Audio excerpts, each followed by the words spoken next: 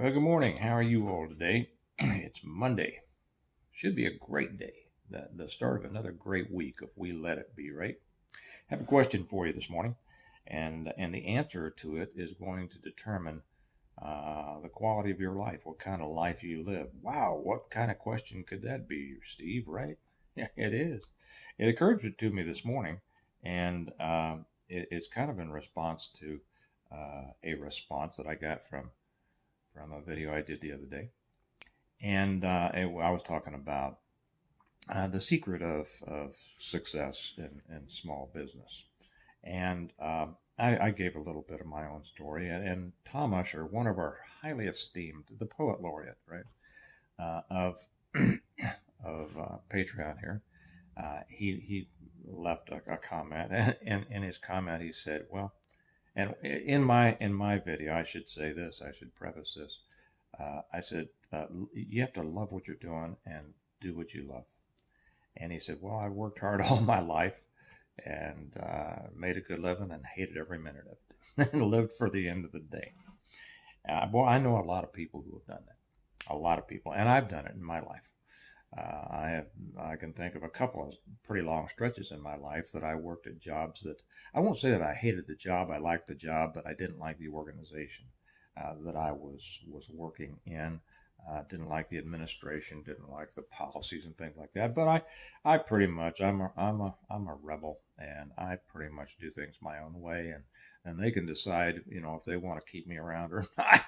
And and they did. So it worked out. I did it my way, and they let me.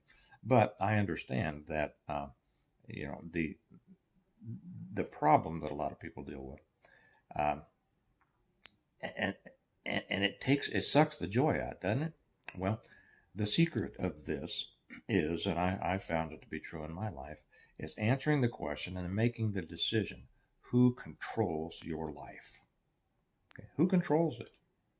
Are you letting time schedules? Are you and I know that in our world today, we're all about achieving. We're all about doing better. We're all about proving ourselves. And I read a meme just this morning, as a matter of fact, that said, uh, "Start spending time improving yourself rather than proving yourself."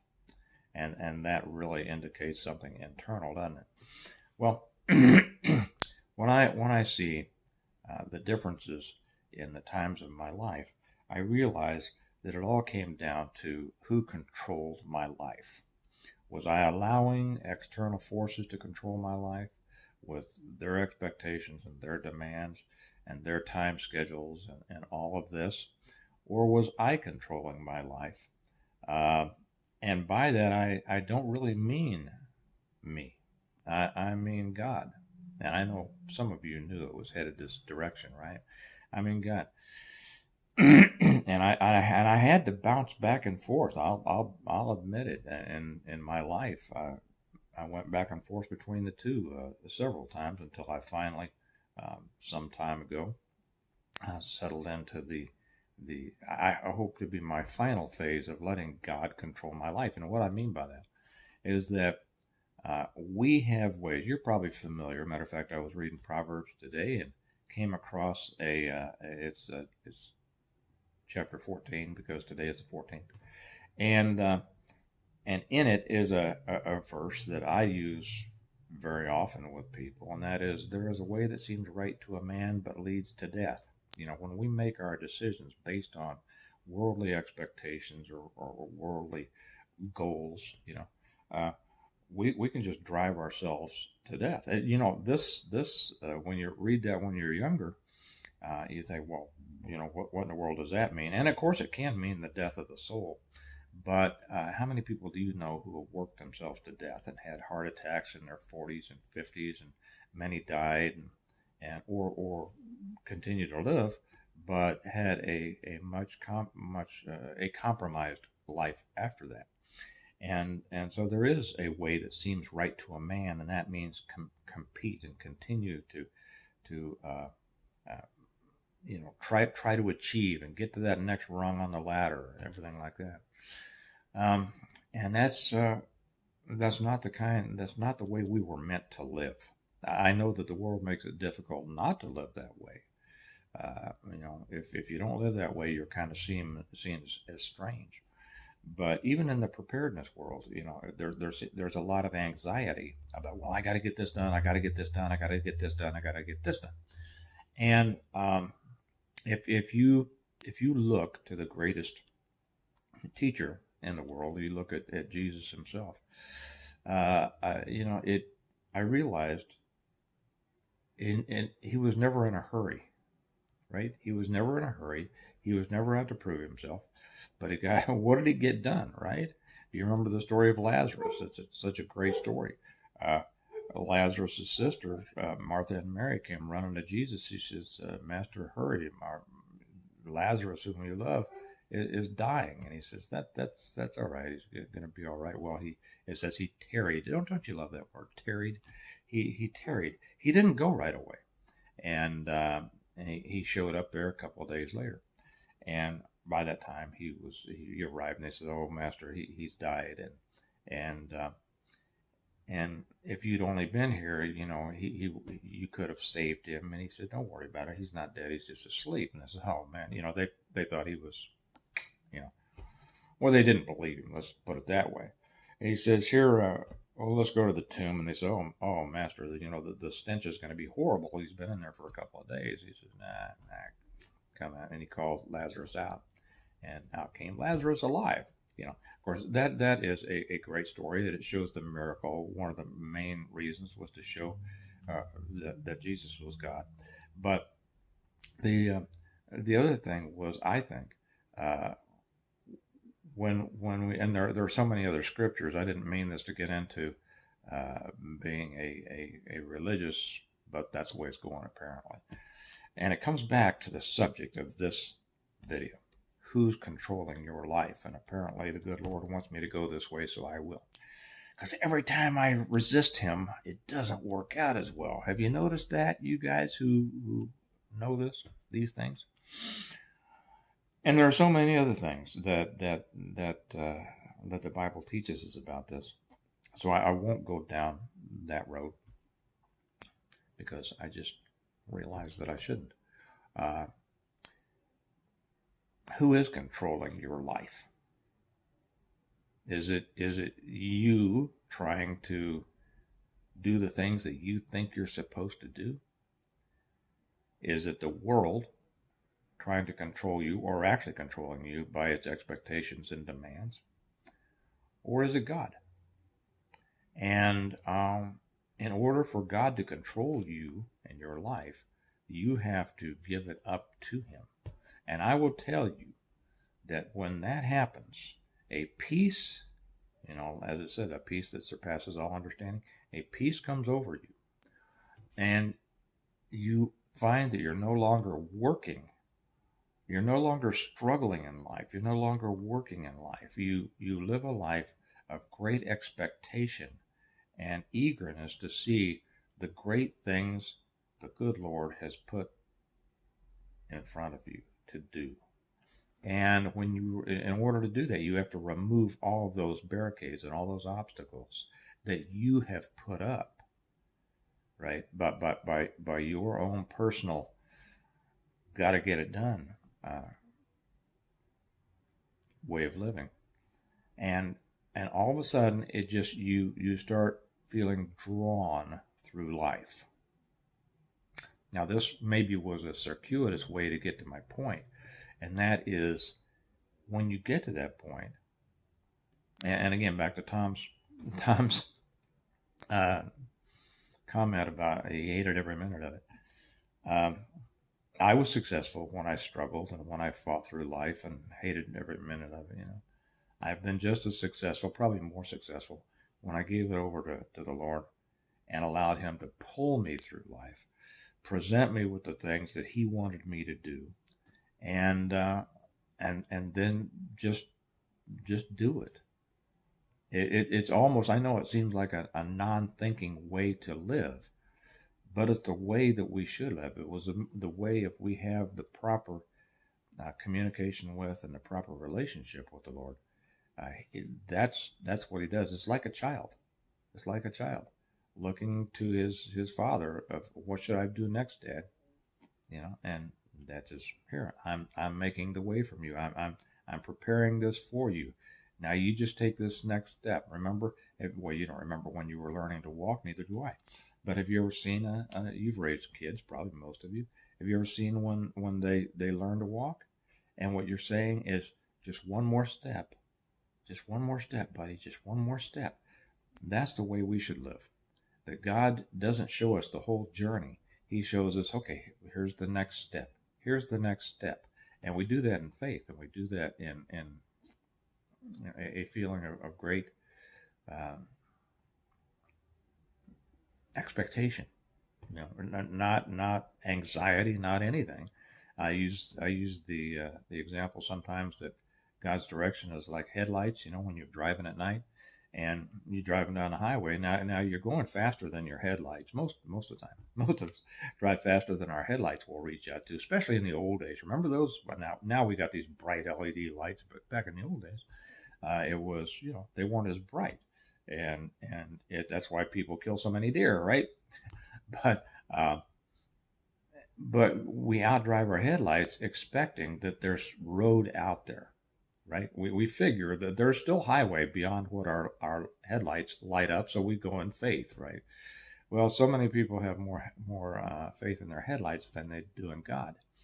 And God does it. He doesn't show us the whole journey. He shows us the next step or the next few things, and he puts them in front of us, and he gives us the opportunities. And if we allow them ourselves to see and to accept those opportunities, and to do that, we have to get rid of all the trash that we've filled our heads with, and focus on him, or focus on listening to him. It becomes very smooth, and there continues to be highways, and we just need to know what to do next. Well, this is the way, and I had no idea that this was going to take this turn in this video. I had no idea. I had a very different way to present this, but this is the way sometimes I find myself led to talk. If you really want to love what you're doing, and you really want to do what you love, it is possible. And I'm reluctant sometimes to talk about how much I enjoy my life, because I don't mean it to sound like, oh, look at me, I'm so great, and because I'm not. It's not me who has given me the things that I'm fortunate to have. It's God Himself. He's given me the opportunities to do things. He's given me the abilities to do things. He's given me the direction to do things, and I did them. I won't say that I'm not a perfect obeyer, because I do sometimes get a little Jonah or a little Moses moment there and go, I kind of, maybe I don't go along with it, but I'm getting better. There's still a couple of major things that I am holding back on. I won't even tell you what those are, because I feel badly about them, and I need to get myself squared away. But when we do that, and so I said, sometimes I feel badly about talking about, I don't know, what a wonderful life I have, but it's not me who did it. It's what a wonderful life the good Lord has given me. And it is because I wanted Him to control my life. I don't want to control my life. I controlled my life. I was big into control for most of my life, right? Big. My whole life was all about power and control and authority and things like that. What a suck life that is. Man, it really is. I mean, I know many of you have been in that situation, and we think that it's cool at the time, but man, we are living somebody else's dream, which is our nightmare, and it's not the way we were meant to live. So your life is going to be what not you make it, but what you allow God to make it. And well, this did turn into a sermon. Maybe I'll put this on the church channel too. But I didn't mean it, but apparently the good Lord wanted me to say this, and I sometimes just, well, not sometimes, I try to give myself over to Him in this. So, who's controlling your life? Think about that. If you're still trying to control your life, it may seem a little bit scary. It may you might feel anxious about turning everything over to the Lord. Don't be. What could be scary about allowing the person who created you, the God who created you, and loves you more than you could ever imagine, who loves you completely, who loves you more than you even love your own children? What could be scary about turning your life over to Him? Okay. So anyway, I don't apologize for taking this in the direction that it went, but I hope that it maybe helped somebody. And you just realize you were meant to live the life God designed for you. And when we don't, it's because the roadblocks we've put up. And we need to take those down and let Him take us by the hand. You know, it's kind of like, you can think about kids. Remember when your kids were small and you wanted to lead them out of the supermarket or something like that, and you took them by the hand and they pulled away from you? That's what we do. That's what we do too often. And you can't do that. Leave your hand in the hand of the good Lord, and He's going to lead you to a life that you will love. You will love what you're doing, and you will be doing what you love. And now that I've finished doing one of the things I've come to love, which is talking to you all, I'm going to go out and do some other things that I love, which is writing on the new book. And then later I'll go out and put up Christmas lights. And then later this afternoon, we'll all go watch my son's football game, and probably this evening go out to dinner. And I thank the good Lord for all of those things that He has prepared for me and allowed me to have. And I hope that you will give yourself over to Him the same way. And by the way, I should say this too. This might be right. Somebody asked me if I minded if they shared my videos. They said, well, I think it's okay to share your YouTube, but maybe not your Patreon. You can share anything you want to that I put out. Anything. I only put certain things on Patreon because I think to an extent they're wasted on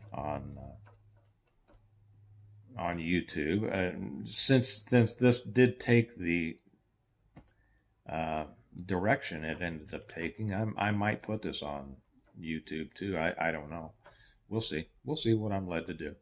But yes, you can share anything you want to that I put out. Share it with your friends. You know, it'd be great if they also became a member with us. But if they don't, and you have some things and I've put out some things you'd like to share, you go ahead. And you can also, by the way, put links in Patreon, not on YouTube, but on Patreon. So that said, you all have a good day. Get out there and really think about this and figure out who's controlling your life. And if you find that it's you or the world controlling your life instead of the good Lord, you need to make a correction. And I'll guarantee you that correction will make all the difference in the rest of your life. All right? Okay. You all have a great day. God bless you all. Talk to you later. Bye-bye.